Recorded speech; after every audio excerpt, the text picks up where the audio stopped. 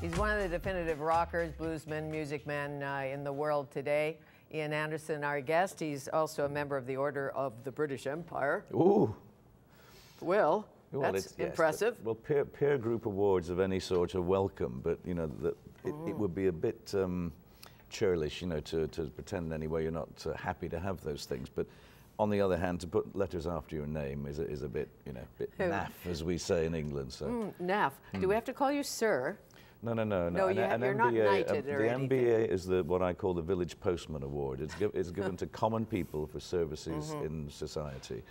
It's not the grandiose Sir Mick Jagger or Sir Paul McCartney, which is really given for taking a lot of drugs and doing a lot of charitable work to make sure you get your knighthood. Of course. Well, you're just too clean. I'm too clean. That's too squeaky clean. Way squeaky. I've heard that. Which either suggests that the whole thing is a con and I actually have a very dark and nefarious past, or I indeed am as squeaky clean as I appear, and I nearly am, actually. So the closest you get to space, or you've been to space, is a duet with a Colonel...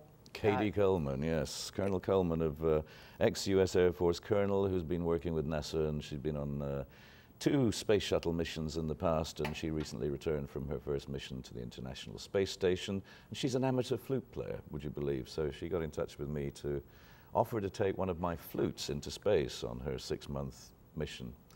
So it's not this one, but she wanted to keep my flute for an extra couple of weeks because she had a gig in a bar in Texas, last week. So she didn't have her own flute because it had come down. Her flute she took up as well, but it came down on the last space shuttle mission, and is still going around the baggage carousel in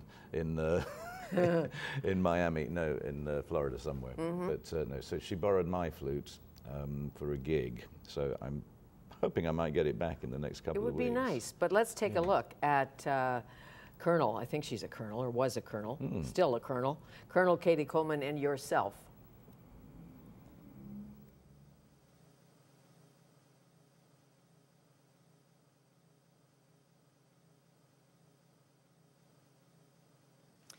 Tonight, Ian Anderson and I would like to honor Yuri Gagarin for his brave journey 50 years ago. And we would like to celebrate the role that humans play in the exploration of our universe, past, present, and future, by sharing some music between Earth and space.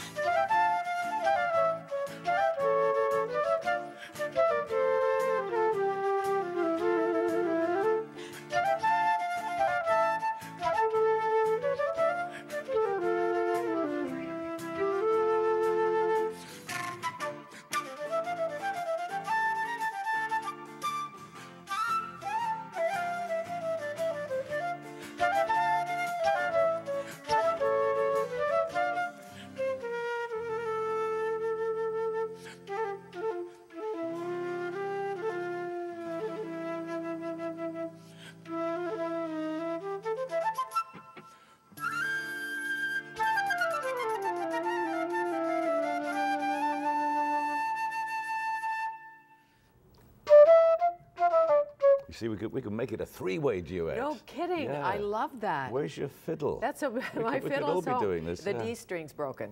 I don't know what happened. It's a blessing. That's the worst excuse I've heard since I've got a headache, darling. Come on. I know, darling. And well, you know, I haven't played for a while, so you get rusty. Okay. I don't know if you probably don't get rusty because the music is in you, but I get a little rusty, and I don't know if I could do Kreutzer or not. Probably not. Tell me about how the technology of you going to space, where you weren't in space, you were landed. She's in the space station. Yeah, it's really quite banal, but the reality of the guys and girls in the space station, and I guess on the shuttle too. Not that there's only one more shuttle flight before that's retired, and then it's it's going up the hard way and coming back the even harder way with the old Russian technology, because the vehicles that are currently used in Russia to take people up and down from the space station are essentially the same rocket that took Yuri Gagarin into space 50 years ago. Who knew? And You knew. it's essentially pretty old kind of technology, but it works. And the amazing thing is, there've been, as far as I'm aware, only 1 or 2 losses of life on the Russian old-fashioned way of going up in very expendable rockets. I hate to tell you what the carbon footprint of my flute will be when it gets back. I'm deeply ashamed. I shall have to plant another couple of 100 trees in penitence. Perhaps you will. Do you live on a farm? Do you live in the city? Where are you living? We live out in the countryside and have done since we got married. So we're really. Yeah. Is this the first wife and children, or have there been a few? A few. Well, there was a very brief first one, but no, I've been married to the same lady for 36 years, Really? and we have children. In fact, we have 2 grandchildren now as well. Ah. So. Are they musical? That's a little early to say, but I'm pretty sure my granddaughter is. She has a theatrical bent, judging by her penchant for dressing up and showing off. But her father's an actor. So. What about your kids when they listen to Jethro Tull? I'm sure it's the same with any children who grow up with parents who perform or do whatever, that they take it for granted. It just becomes, I mean, it's like Catherine Coleman's 10-year-old son in New England, you know, his mum's an astronaut. So that probably buys a little bit of kudos for about 20 minutes. Sure. Thereafter, you're just one of the kids in the playground. You know, it's, you take it for granted, and I think that's the way that my children would have grown up. But your lifelong commitment to this craft, to music, all of that is so incredible. I mean, really. I know people keep saying, well, you're of a certain age, will you ever stop? And I think anybody who has art in them doesn't stop till life stops.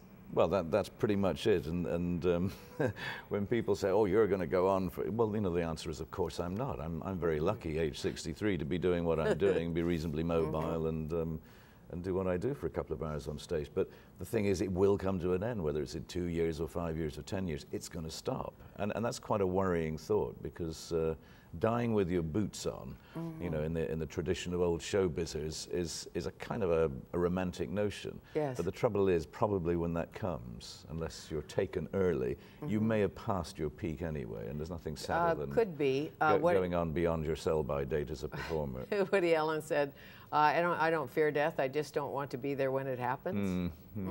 Yeah. And your epitaph, have you thought about it? Well, it's one of those questions that I suppose does visit you in later life, but I don't really have an answer to that yet.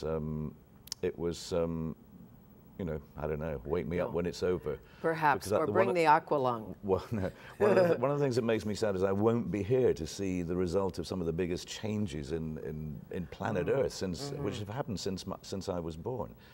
And the way this is playing out over the next 20, 30, 40 years, I'm not going to be there to see it. It's going to be scary. Okay, why'd you call that song Aqualung? Well, I didn't realize at the time it was a registered trademark of the Aqualung Corporation of America, and to me it was just underwater breathing apparatus, and they tried to sue me until we pointed out this was actually a pretty good advertisement for them, and they backed off. So we haven't heard anything from them in the last 40 years. Well, this is good. And the new album, Greatest Hits, how many albums so far? Oh, CDs, I don't know, 40, 30, something like that. 30. Yeah. 108. Yeah, we've sold more than that, but that's good. Individual ones, yeah. But we have a new compilation, well, a new release collector's edition of the Aqualung album coming out in September with 5.1 surround mixes, new stereo mixes, 11 bonus tracks and alternative takes and things. So it's a really good collector's package, but that's just, I've just been working on that in the last few weeks, and that's due for September release. And it's really nice to hear that album finally coming to life, clean and clear with authority, because it wasn't a great recording at the time. It was actually a difficult record to make technically. So yeah, it's sounding good now after all this time. How lovely to meet you. Yeah, I know we can about. Do Elba's, we'll do a you're not a gentle germaphobe, but you told me earlier that some women, some men have these big, heavy handshakes, and if you have to play the flute, you can't have a broken wrist, or I don't know. No. Well, it's an old injury. It just gets an old aggravated, injury, so yeah. okay. Shake hands with me when I'm not on tour. Otherwise, keep your distance. Fine. Nice to meet you. Pleasure. Thank you. Thank you. Ian Anderson, Jethro Tull.